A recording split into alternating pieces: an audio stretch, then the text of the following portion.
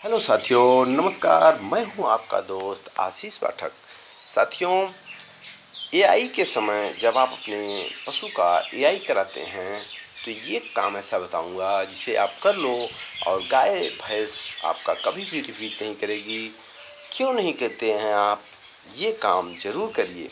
साथियों, एआई कराने के समय आप कुछ ऐसी गलतियां करते हैं जो आपको नहीं करना चाहिए। पशु को बार बार रिपीट करने में वो काफ़ी ही अहम रोल निभा देता है।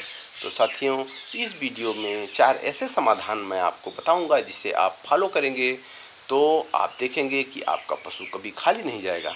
साथियों, गाभिन कराने के लिए, पशु को प्रेग्नेंट कराने के लिए सिर्फ 2 ही विकल्प होते हैं। एक होता है एआई जो पशु चिकित्सक करते हैं और दूसरा होता है सांड या भैंसा। तो साथियों, नस्ल सुधार नहीं होती है किससे? सांड से नस्ल सुधार नहीं होता है और इन्फेक्शन भी होने के चांसेस हो जाते हैं। किसी भी अगर मेल पशु को इन्फेक्शन है तो उससे कई पशुओं को इन्फेक्शन हो सकता है, कई पशु बाजपन के शिकार हो सकते हैं। तो ऐसे 4 बातें एआई करते समय जो आपको ध्यान देना है, मैं उस सब्जेक्ट पर आता हूँ। एआई का जो प्रॉपर समय है, जल्दबाजी बिल्कुल ना करें। जैसे ही आपका पशु आता है, तमाम लोग क्या करते हैं, तुरंत डॉक्टर को बुलाएंगे, ताबड़तोड़ तुरंत उसका एआई करा देंगे। बिल्कुल गलत है साथियों। आपका पशु जैसे ही हीट में आता है, आप उसे देखें, अपने पशु चिकित्सक को बताएं और 12 घंटे के बाद 24 घंटे के बीच में, 12 के बाद 24 के बीच में अगर आप अपने पशु का एआई कराते हैं तो वो सबसे सही रहता है। तो साथियों, एआई का जो प्रॉपर टाइम है उसे आप विशेष ध्यान रखना है। उसके बाद डिस्चार्ज, जो दूसरे नंबर की बात है, जो डिस्चार्ज पशु करता है उसे अच्छे से चेक करें। जो डिस्चार्ज करता है वो पारदर्शी हो और तो सबसे बेस्ट होता है। साथियों, एआई कराने से पहले आप इसे देखें। अगर आप का जो पशु है वो डिस्चार्ज कर रहा है, मटमैला है, पीला है, लाल है, तो उसे दवा डलवाएं, न कि आप एआई करवाएं। साथियों, ये हो गया दूसरे नंबर की बात। साथियों, तीसरे नंबर पे आपको करना क्या है कि एआई के समय पशु चिकित्सक कैसे हैं, इस पे आपको विशेष ध्यान देना है। ट्रेंड हैं या अनट्रेंड हैं, अनुभवी हैं या अनुभवी हैं, मतलब अनुभव उनको नहीं है। तो इन सब चीज़ों को आप कैसे पकड़ करेंगे, इसे हम आप बताते हैं। पशु चिकित्सक जब आपके यहाँ आते हैं तो आप देखिए, एआई कराने से पहले पानी को गर्म करवा रहे हैं कि नहीं। अगर पानी गर्म करवा रहे हैं, उसके बाद उसका टेम्परेचर चेक कर रहे हैं कि नहीं। साथियों, लगभग 36 से 37 टेम्परेचर उसका होना चाहिए के आसपास। उसका जब टेम्परेचर रहेगा तो वो सही होता है।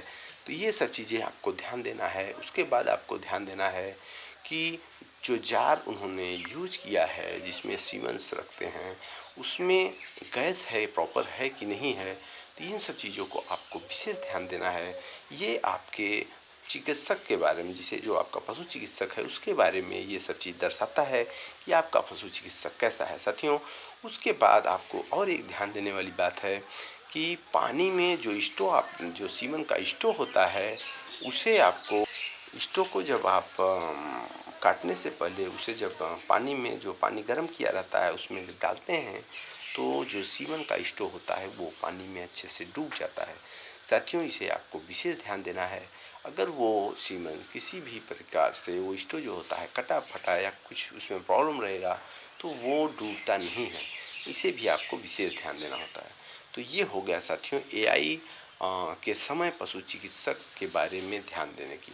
उसके बाद हो गया चौथे नंबर, जो कि हम आपको 4 समाधान बताए थे। तो चौथे नंबर की बात अगर हम करते हैं तो उसमें आपको जो बुल स्टोव की जानकारी है उसे रखना चाहिए।